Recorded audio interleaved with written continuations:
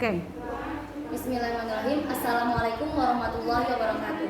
Perkenalkan, nama saya Rani Nur Aini Rishab. Saya perwakilan dari kelas 4 IPS 2. Saya akan menjelaskan tentang kegiatan ekonomi. Apa yang dimaksud dengan kegiatan ekonomi? Kegiatan ekonomi adalah aktivitas yang dilakukan produsen atau konsumen untuk melaksanakan kehidupannya dalam berkelompok. Kegiatan ekonomi itu mempunyai 3 macam bagian. Yang pertama ada produksi, yang kedua ada distribusi, dan yang ketiga ada konsumsi. Produksi adalah kegiatan menghasilkan atau menambah nilai suatu guna barang. Yang kedua ada distribusi. Distribusi adalah proses penyebaran atau penyaluran yang berkaitan dengan konsumsi. Yang ketiga adalah konsumsi. Konsumsi adalah kegiatan dalam perekonomian sesudah produksi dan distribusi. Yang pertama saya akan menjelaskan tentang produksi. Produksi itu mempunyai beberapa macam bagian, yaitu ada pertama faktor-faktor produksi, kedua adalah teori perilaku produsen, yang ketiga konsep biaya produksi, yang keempat konsep penerimaan, dan yang kelima adalah laba maksimum. Yang pertama, faktor-faktor produksi. Faktor-faktor produksi itu ialah unsur-unsur yang dipengaruhi oleh produsen untuk memproduksi suatu barang.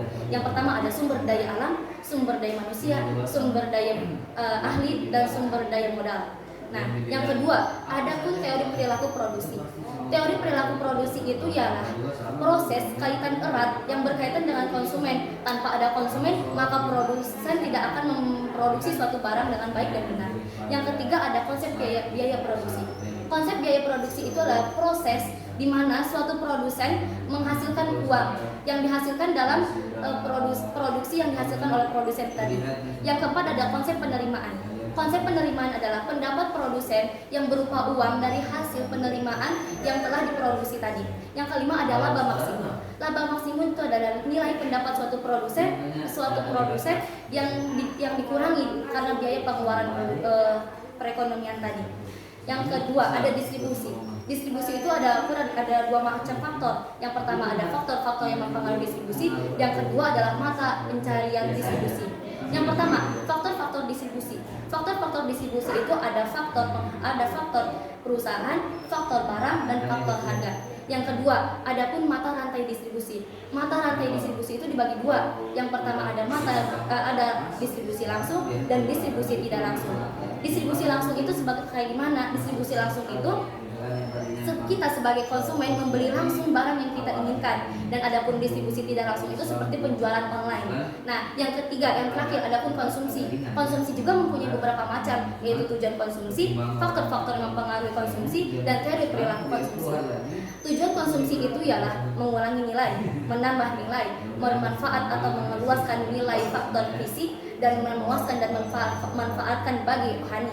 Yang kedua adapun faktor yang mempengaruhi konsumsi. Faktor yang mempengaruhi konsumsi itu adapun faktor pendapat, faktor harga, dan faktor gaya hidup. Faktor pendapat itu sebagaimana kita mengkomen barang tersebut, faktor harga itu sebagaimana nanti akan dijelaskan dalam buku ekonomi bab 4 tentang penawaran dan permintaan, dan yang ketiga adalah faktor gaya hidup sebagaimana kita konsumen untuk memenuhi kebutuhan kita. Yang terakhir ada teori perilaku konsumsi. Teori perilaku konsumsi itu dibagi 2, yaitu teori ordinal dan teori ordinal utility dan teori cardinal utility. Teori ordinal utility itu ialah penguasaan seseorang untuk memenuhi kebutuhannya yang bisa didata dengan kuantitatif, dan ada pun teori cardinal utility, yaitu penguasaan seseorang yang tidak dapat dilakukan dengan data kuantitatif.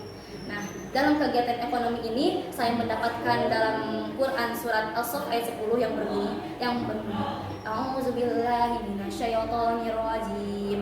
Bismillahirrahmanirrahim. Ya ayyuhalladzina amanu hal adullukum ala tijaratin tanjikum min azabin alim. Shadaqallahul azim. Yang artinya, wahai orang-orang beriman, maukah kamu tunjukkan suatu perdagangan yang menguasai tentang kamu dari azab yang pedih. Surat Quran surat As-Saff ayat 10. Sekian dari saya, kurang lebihnya tolong dimaafkan. Syukron. Wassalamualaikum warahmatullahi wabarakatuh.